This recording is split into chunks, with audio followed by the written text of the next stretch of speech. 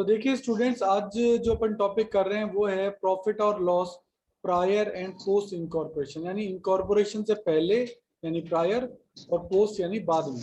Incorporation क्या है? जैसे मान लो आपने एक चलता हुआ बिजनेस खरीद लिया 1 जुलाई को, तो ये कहलाएगी उसकी इनकॉर्पोरेशन डेट। इस डेट पर आपको इनकॉर्पोरेशन का सर्टिफिकेट मिल जाएगा। मान लो इससे पहले वो पार्टनरशिप फर्म थी, आपने इस डेट पर उस बिजनेस को खरीद लिया, अब वो कंपनी बन गई। तो इनकॉर्पोरेशन डेट से पहले का जो पीरियड है ना, वो कहलाएगा प्रायर टू इनकॉर्पोरेशन, 1 जुलाई से पहले यानी 1 अप्रैल से 1 जुलाई। और 1 जुलाई के बाद का जो पीरियड है वो कहलाएगा पोस्ट इनकॉर्पोरेशन, यानी 1 जुलाई से लेकर 31 मार्च तक। ऐसे क्वेश्चन में क्या होता है कि आपको जो भी एक्सपेंस और इनकम होंगे उनको रेशियोज में बांटना पड़ेगा, और उसमें बेसिकली एक तो काम आएगा टाइम रेशियो। टाइम रेशियो कैसे निकलेगा भाई? 1 जुलाई से पहले के कितने महीने? 3, और 1 जुलाई के बाद के कितने महीने? 9। तो टाइम रेशियो क्या हो गया? 1:3। ऐसे ही आपको सेल्स भी दे रखी होगी, तो 3 महीने की सेल्स यहाँ ले लेना, 9 महीने की सेल्स यहाँ ले लेना, उसका रेशियो निकल जाएगा। कुछ आइटम ऐसे होते हैं जिनको बांटने की जरूरत ही नहीं है, उनका नेचर ही डिसाइड कर देता है कि वो कहाँ आएंगे। तो मान लो केवल प्री में आएंगे, वो पोस्ट में आएंगे ही नहीं। अब पार्टनरशिप फर्म के कोई खर्चे थे भाई, यहाँ तो ये पार्टनरशिप फर्म थी ना, तो पार्टनरशिप फर्म के खर्चे कंपनी के तो हो ही नहीं सकते ना, तो वो खर्चे केवल प्री में ही रहेंगे। जैसे पार्टनर की सैलरी या पार्टनर की कैपिटल पे इंटरेस्ट, ये केवल प्री में ही रह सकते हैं, ये पोस्ट में नहीं आ सकते। ऐसे कुछ खर्चे ऐसे होते हैं जो केवल पोस्ट के ही हो सकते हैं, यानी वो खर्चे कंपनी के ही हो सकते हैं, वो पार्टनरशिप फर्म के नहीं हो सकते, तो वो खर्चे केवल पोस्ट पीरियड में ही आ सकते हैं। तो ऐसे पोस्ट पीरियड में आने वाले खर्चे कौन से हैं? डायरेक्टर की सैलरी, ये तो कंपनी में ही हो सकती है। इंटरेस्ट ऑन डिबेंचर कंपनी में ही हो सकता है। प्रिलिमिनरी एक्सपेंसेस कंपनी में हो सकता है। तो ये सब पोस्ट खर्चे हैं, इसका प्री से कोई लेना देना नहीं रहता।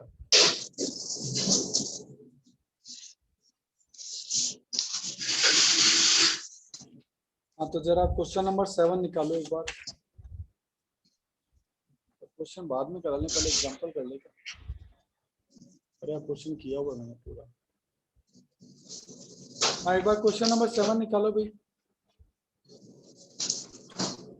क्वेश्चन नंबर 7 कहता है unique private limited was incorporated on 1 जुलाई। तो इनकॉर्पोरेशन जो हुआ ना वो 1 जुलाई को हुआ। To purchase the business of X as 1 April, 1 अप्रैल से बिजनेस परचेज माना जाए, 31 मार्च ईयर एंडिंग है। फुली पेड अप कैपिटल दे रखी है, डिबेंचर दे रखे हैं। अकाउंट्स ऑफ द कंपनी के ईयर एंडेड पे आपको दे दिया। सेल टोटल है 31,10,500। ध्यान देना, टोटल सेल 31,10,500, उसमें से 8,02,600 जो है वो 1 अप्रैल से 30 जून है, यानी वो प्री पीरियड की है। 3 महीने आपका प्री है, 9 महीने आपका पोस्ट है, तो टाइम रेशियो तो डायरेक्ट ही निकल गया 3:9 यानी 1:3। टोटल सेल आपकी 32,10,000 है, उसमें से 8,02,000 प्री पीरियड की है, ऐसा इसने लिखा है। तो 32 में से 8,02,000 समथिंग घटा दो तो ये आपकी 24 लाख बचेगी, और ये आपका सेल्स रेशियो निकल गया। सेल्स रेशियो कितना निकला? 1:3। और आपको कहा गया ग्रॉस प्रॉफिट दे दिया गया, मैनेजिंग डायरेक्टर की सैलरी है, प्राइमरी एक्सपेंसेस है, बेड डेट्स है। बेड डेट्स के लिए कहता है प्रायर टू 1 जुलाई 4,020 है, तो प्री वाले पीरियड का 4,020 है। टोटल आपका 14,890, उसमें से 4,020 तो ये है, तो बाकी 10,870 किस में आ जाएगा? वो पोस्ट में आ जाएगा। कुछ खर्चे खुद नहीं बांट के दे रखे, हमें बांटने की जरूरत नहीं है। इंटरेस्ट ऑन डिबेंचर, डेप्रिसिएशन और advertisement expenses, you are required to prepare a statement showing a profit prior to incorporation and profit after incorporation. तो आपको स्टेटमेंट बनाना पड़ेगा, स्टेटमेंट शोइंग प्रॉफिट और loss for pre and post incorporation, दोनों periods का आपको निकालना है। How would you deal with the profit prior to incorporation in the books? कहता है आप प्रॉफिट का डील कैसे करेंगे। तो देखिए क्वेश्चन पूरा आपका हो गया। ऐसे क्वेश्चन में अपन को सबसे पहले जो है वो आपको यहाँ टाइम रेशियो निकाल लेना चाहिए, सेल्स रेशियो निकाल लेना चाहिए, और भी कोई गिवन चीज हो तो निकाल लेनी चाहिए। उसके बाद आपको स्टेटमेंट बनाना है, क्योंकि स्टेटमेंट पूछा है इसमें। यहाँ तो पर्टिकुलर टोटल अमाउंट कौन से रेशियो में बांटना है, प्री इनकॉर्पोरेशन का कितना होगा और पोस्ट इनकॉर्पोरेशन का कितना होगा, ये स्टेटमेंट आपको बनाना पड़ेगा।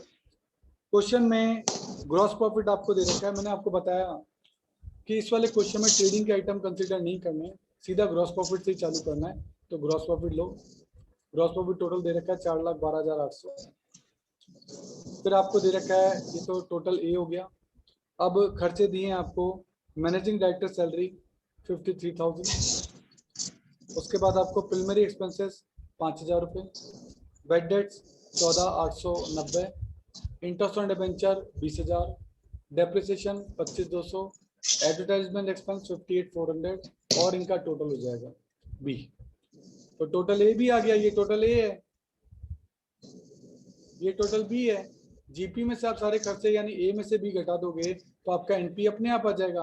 तो ये आपका एनपी आ गया 236,310।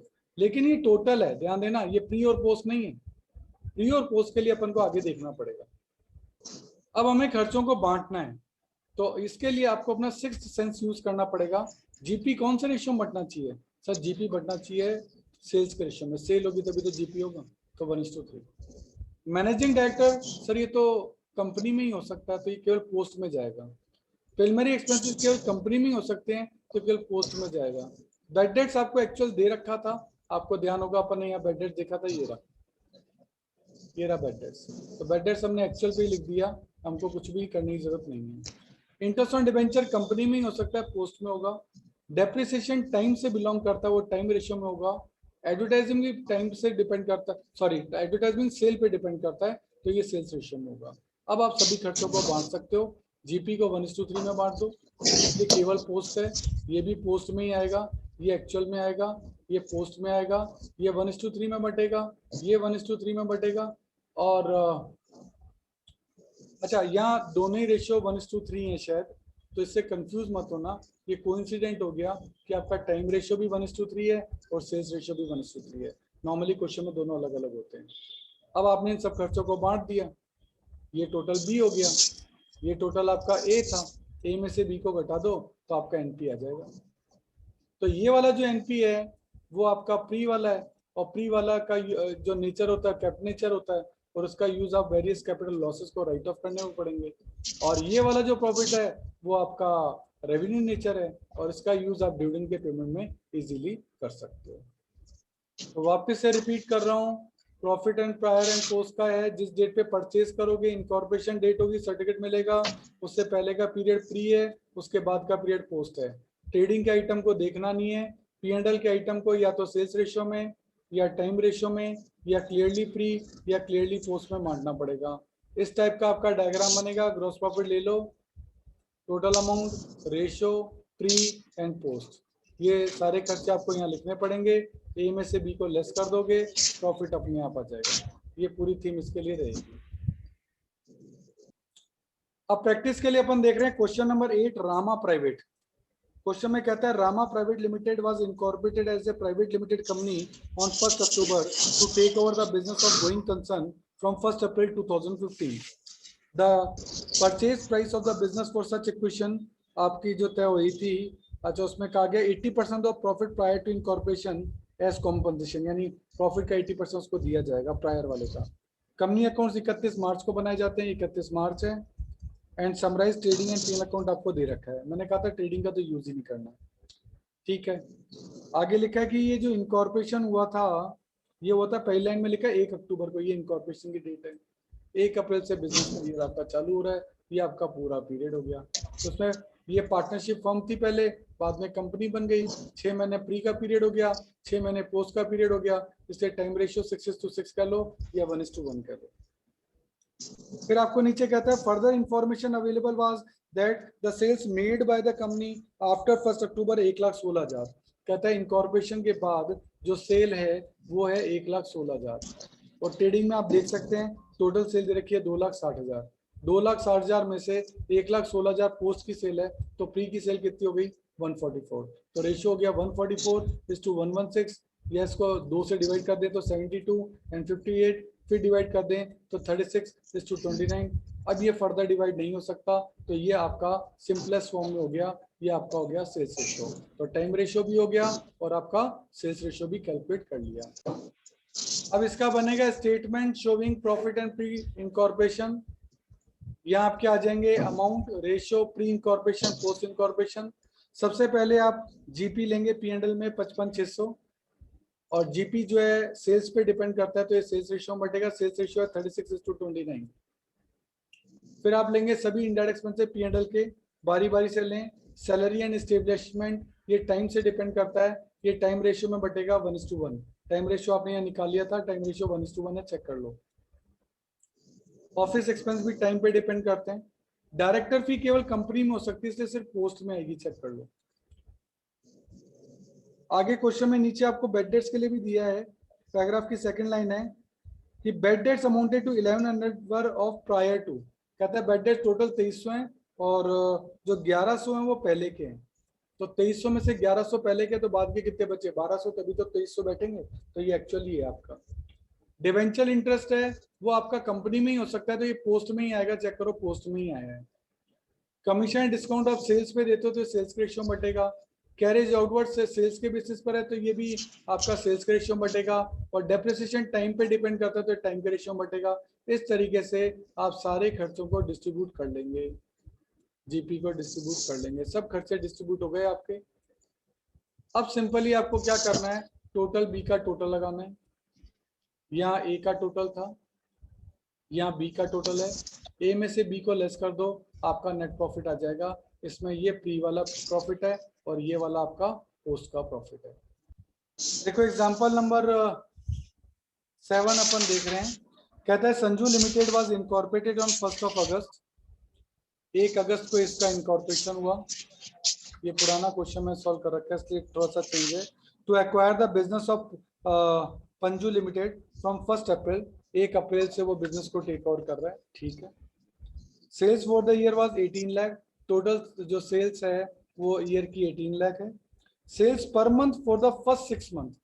कहता है पहले 6 महीने की जो सेल है was half of the monthly sale of last 6 month. कहता है पहले 6 महीने की जो सेल है, यानी अगर मैं कहूँ यहाँ से लेके, ये तो 4 महीने हुए, यहाँ तक की जो सेल है वो आधी है बाद के 6 महीने की सेल की। इस सेल से आधी है। तो मैंने लिया कि ये आपका 1 अगस्त है, तो अगर लास्ट के 6 महीने की सेल 2 है तो पहले 6 महीने की सेल उसकी आधी होनी चाहिए।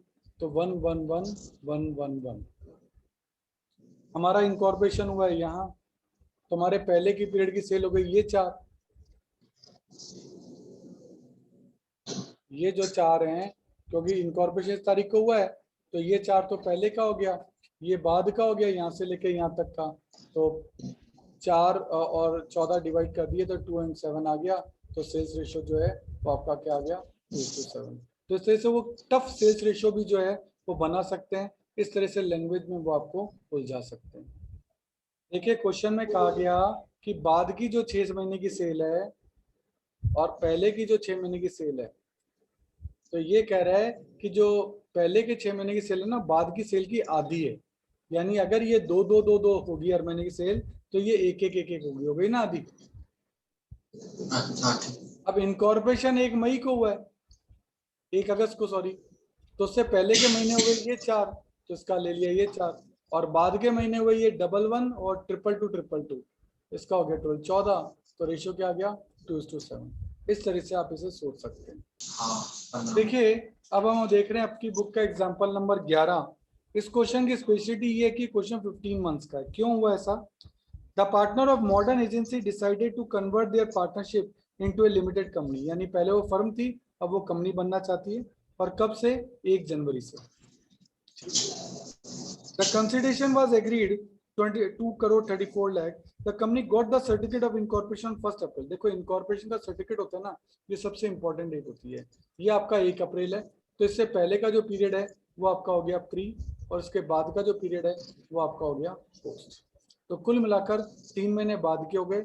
ईयर एंडिंग 31 मार्च की है, 12 महीने बाद के हो गए। तो 3 महीने ये, 12 महीने ये, इसीलिए ये क्वेश्चन जो है वो आपका 15 मंथ्स का है। अब क्वेश्चन में कुछ चीजें दे रखी हैं।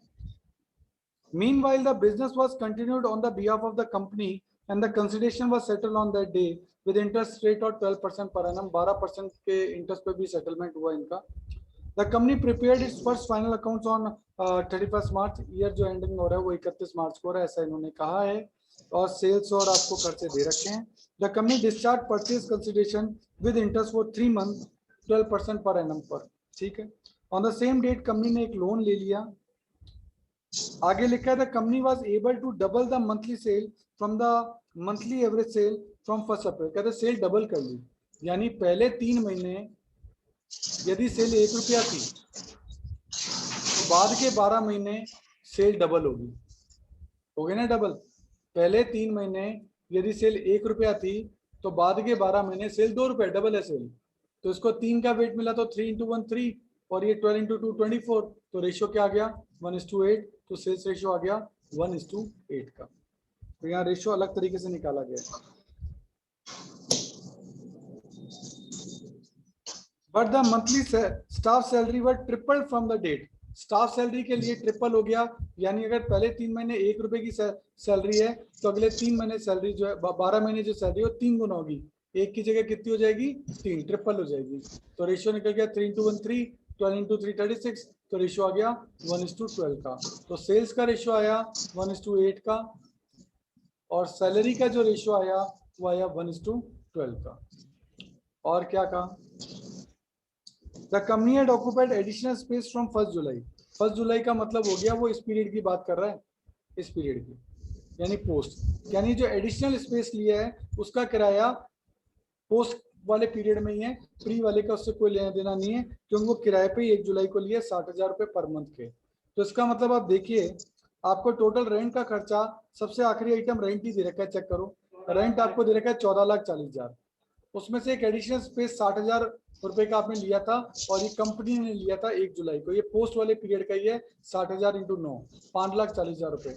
ये कॉमन खर्चा नहीं है, ये केवल कंपनी का खर्चा है, तो इसको हटा दो। अब कॉमन खर्चा आपका रह गया 9 लाख का। रेंट आपका एक ऐसी चीज है जो मंथ से डिपेंड करता है, टाइम पे डिपेंड करता है, तो उसको टाइम रेशियो में बांटना चाहिए, टाइम रेशियो है 1:4 का। तो 9 लाख को 1:4 में बांटेंगे तो यह आ जाएगा 1,80,000 और एक 7,20,000।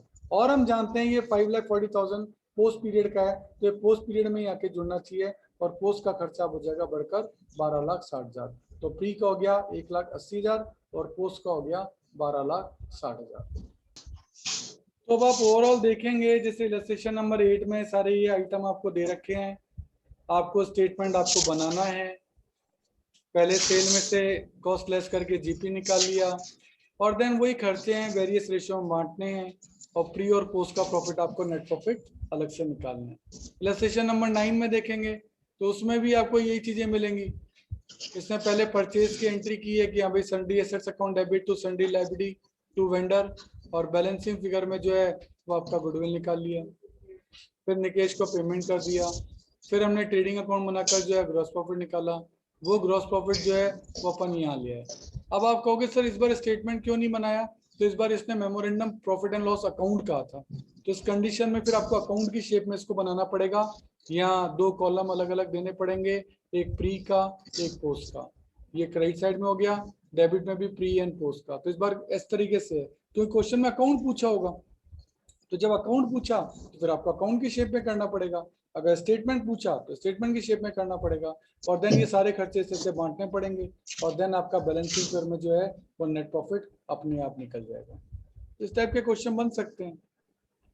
जैसे इलस्ट्रेशन नंबर 10 में देखो, इसमें स्टेटमेंट पूछा है तो इसलिए आपके अकाउंट नहीं बना, आपके स्टेटमेंट बन गया।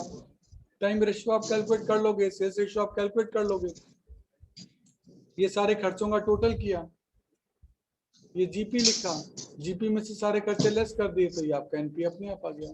रेशियो आपको पहले से डिसाइड करने पड़ेंगे कि रेशियो क्या होगा, फिर आपकी बैलेंस शीट पूछे तो बैलेंस शीट बना देना। सेम एग्जांपल नंबर 11 में देखो, वही सब डेटा आपको दे रखा है, आपके फिर अकाउंट पूछा है, अकाउंट पूछा तो फिर डेबिट और क्रेडिट शेप में बनाना पड़ेगा, यहाँ प्री और पोस्ट क्रेडिट साइड में, और ऐसे प्री और पोस्ट डेबिट साइड में। पहले आपका जीपी निकाल लो, ये जीपी निकल गया, अब जितने भी खर्चे उनको रेशियो में बांटो और आपका एनपी भी निकल जाएगा, प्रॉफिट होगा तो प्रॉफिट, लॉस होगा तो लॉस। वेरियस रेशियो आपको कैलकुलेट करने आने चाहिए, ये आपकी वर्किंग है, इसी का आपको ध्यान रखना पड़ेगा। Time ratio sales ratio calculate करो, स्टेटमेंट बनाओ, जीपी लिखो, बाकी के सारे खर्चे लेस करो, और नेट प्रॉफिट और नेट लॉस आपका इजीली निकल जाएगा। तो ये सारे इलस्ट्रेशन जो है वो आपको लिख के करने हैं। एग्जाम्पल नंबर 7 से लेकर और ये आपके 12 तक हैं, ये सभी एग्जाम्पल इसी टाइप के हैं। इन सभी एग्जाम्पल को और जो 1-2 क्वेश्चन मैंने आपको बीच में बताए वो सभी आपको लिख के करने हैं।